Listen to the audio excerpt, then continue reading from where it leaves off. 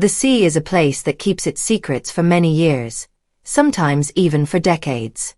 In 1944, a German submarine known as U-455 went beneath the waves and never came back. 50 men disappeared with it, leaving behind families who were filled with grief and unanswered questions. For the Navy, there was only silence. For 66 years, nothing was known about the submarine's fate. Then, divers searching in the Bay of Genoa discovered something unusual far below the surface. Half buried in the mud was the twisted shape of a submarine. Its bow was tilted upward as though it had frozen in its final breath. It was U-455. The discovery raised haunting questions. What had happened to those men during their last hours? Was the submarine destroyed by enemy fire, struck by a mine, or was it simply betrayed by the waters that once protected it? The mystery of U-455 became not just a tragedy but a story of fear, endurance, and silence. During the Second World War, few weapons were as feared as the German submarines, called U-boats. The Germans nicknamed them the Grey Wolves of the Sea, and their propaganda portrayed them as deadly hunters that could sneak through the ocean, fire torpedoes at enemy ships, and disappear before anyone could fight back. To the Allies, the very word U-boat brought images of cargo ships in flames, sailors struggling to survive in lifeboats, and entire convoys destroyed in the dark of night. But life inside these submarines was far from heroic. The men who served on them were not just warriors, they were survivors. They had to endure conditions that most people would find unbearable.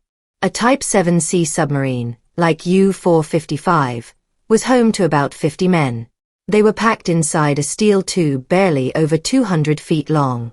For weeks they lived without sunlight, surrounded by the constant rumble of the engines and the strong smell of oil, diesel, sweat, and clothes that were never washed. Fresh water was so limited that it was usually saved for cooking or machinery, so the crew went unwashed for the entire mission. Privacy did not exist. Bunks were shared in shifts, and food was eaten in cramped spaces, sometimes right next to torpedoes that were also used as storage shelves. Life on patrol was a mix of long, heavy silence and moments of sheer terror. For hours, the men might hear nothing but the steady hum of equipment and the quiet voices of their crewmates. Then suddenly, sonar could detect Allied destroyers above, hunting them. The submarine would dive deeper, the heat would rise, water would drip from the steel walls, and every man would hold his breath while depth charges exploded around them. Each explosion shook the submarine like a toy can, and nobody knew if the next one would tear the hull apart. The mental strain was almost too much to bear. Still, these men were constantly told that they were the best of Germany's warriors, fighters who carried the battle not on land but deep beneath the ocean. In the early years of the war, their reputation seemed to be true. U-boats sank many Allied ships and nearly cut off Britain from supplies of food, fuel, and weapons. Adolf Hitler even called the submarine fleet his trump card, the weapon that could force the Allies into surrender. U-boat crews were celebrated in newsreels, and their commanders were honored as national heroes. U-455 joined this world of danger and pride in 1941. It was sent first to patrol the cold waters of Norway in search of Allied ships.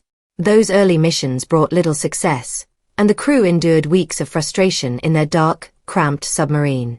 Later, U-455 was sent to the Atlantic Ocean, where it finally had some victories, sinking 2 British cargo ships.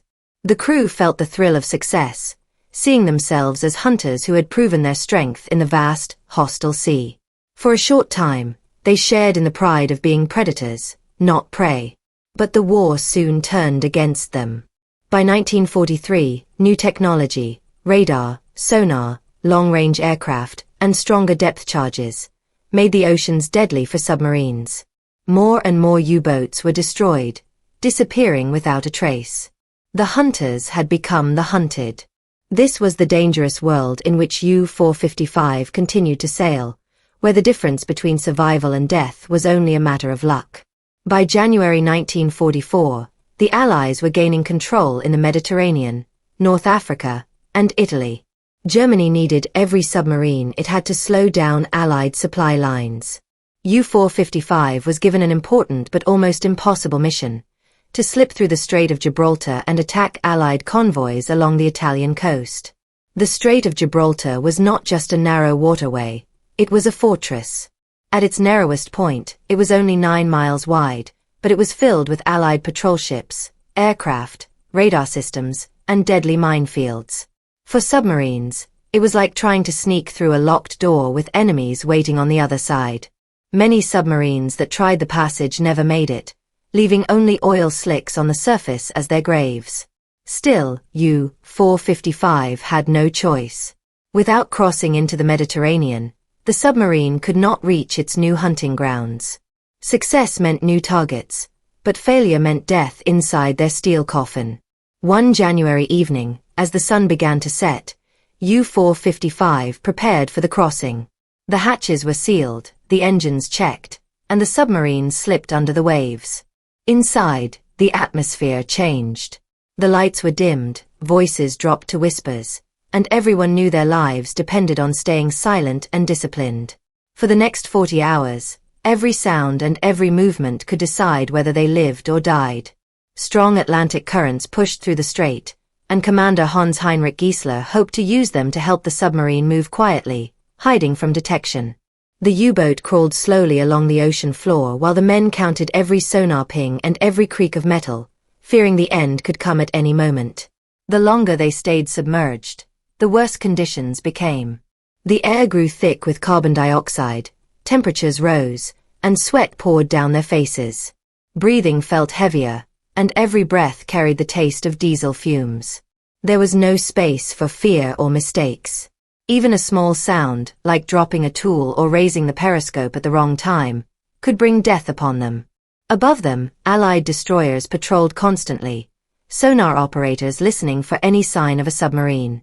Aircraft circled the skies, searching for oil trails or wakes in the water. The crew of U-455 felt as if they were trapped beneath a ceiling covered with knives, waiting to strike down. For nearly 2 days and nights, the submarine continued forward, dodging patrols, currents, and death. Inside, the men endured suffocating air, hunger, exhaustion, and endless tension. Every minute felt like an eternity. At last, after 40 hours of careful and painful progress, U-455 slipped through the Strait of Gibraltar and entered the Mediterranean. Against all odds, the men of U-455 had survived the deadly passage through Gibraltar. To them, it must have felt like a second chance at life, as if they had been reborn. They had accomplished what many thought impossible, slipping beneath the Allies' defenses and reaching the Mediterranean undetected. The crew surely believed that the hardest part of their mission was now behind them. But survival in Gibraltar did not bring them safety. It only led them into a far greater danger.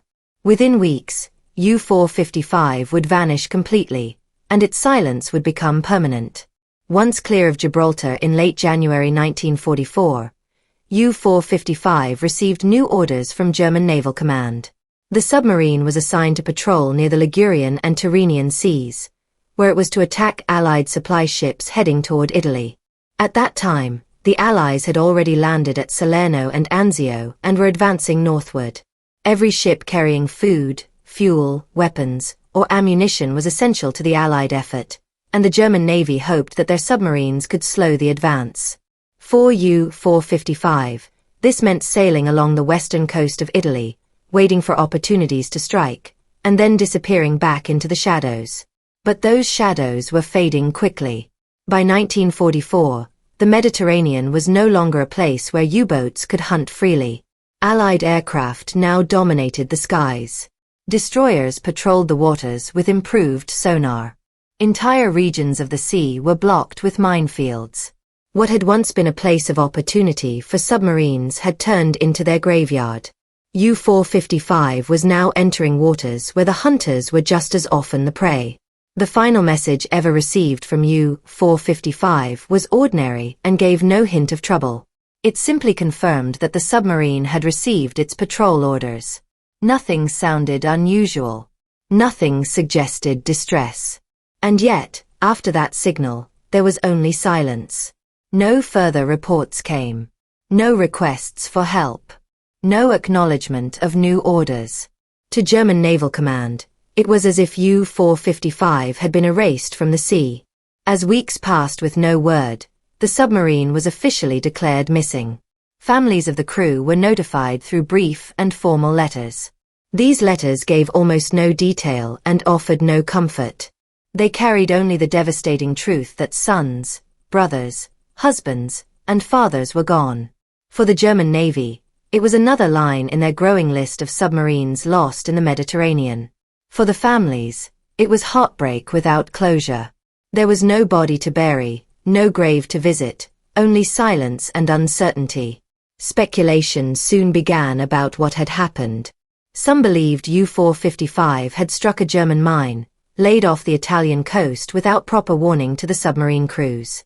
Others thought the submarine might have been discovered and destroyed by Allied aircraft or destroyers. There were also theories of mechanical failure, an explosion in the engine room or torpedo bay that sank the vessel instantly. But without wreckage, all of these ideas were only guesses.